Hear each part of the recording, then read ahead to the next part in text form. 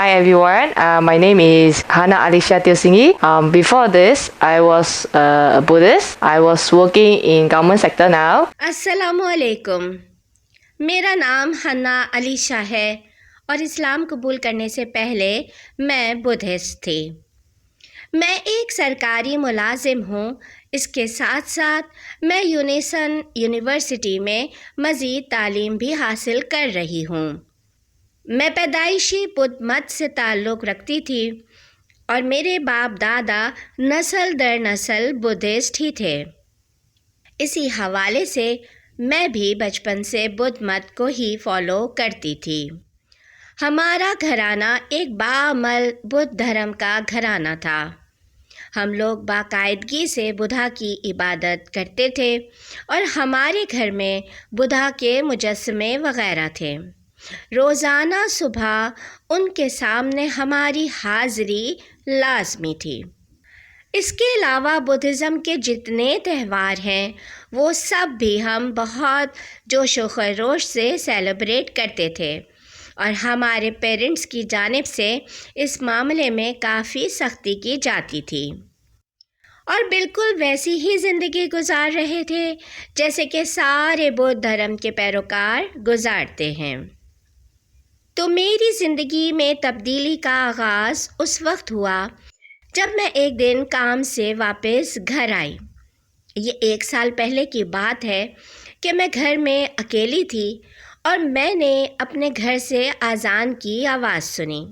मैं हैरान थी कि ये आवाज़ कहाँ से आ रही है, हालांकि उस वक्त मेरे अलावा घर में कोई भी नहीं था और ना ही टीवी, कंप्यूटर या रेडियो वग़ैरह कोई ऐसी डिवाइस ऑन थी कि उसमें से अज़ान प्ले हो रही हो।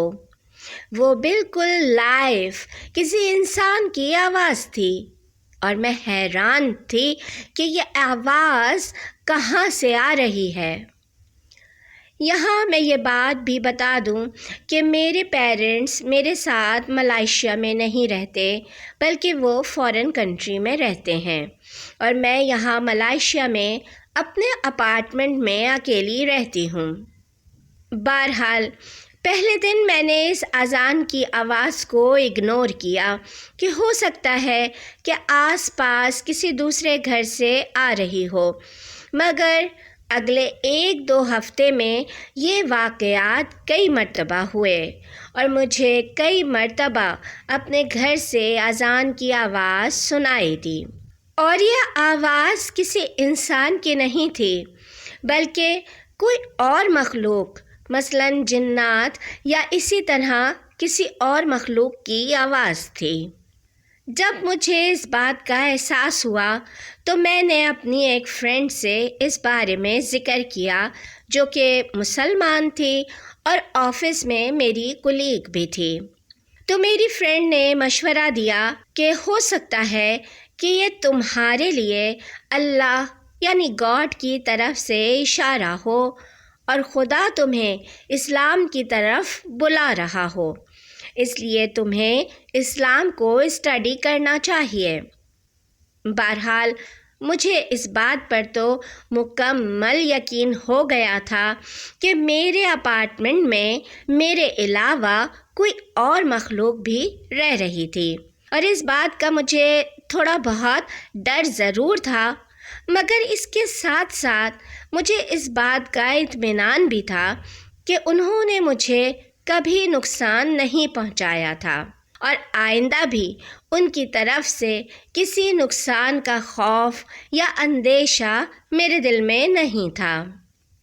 वो अज़ान की आवाज़ बहुत ही शांत और धीमे अंदाज में होती थी कि उससे खौफ पैदा होने के बजाय मुझे वो अज़ान सुनकर बहुत अच्छा महसूस होता था।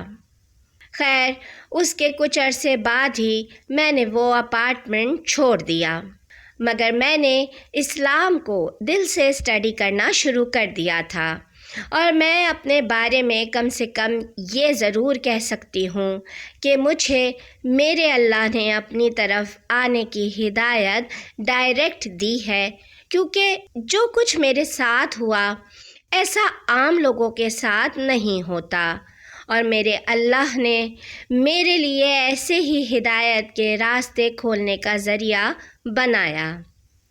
جب میں نے اس بارے میں اپنی مسلم آفس کولیگ سے ذکر کیا کہ میں اسلام کو اسٹڈی کر رہی ہوں، تو میری فرینڈ نے مجھے ملائیشیا میں موجود IPSI سینٹر جوائن کرنے کا مشورہ دیا۔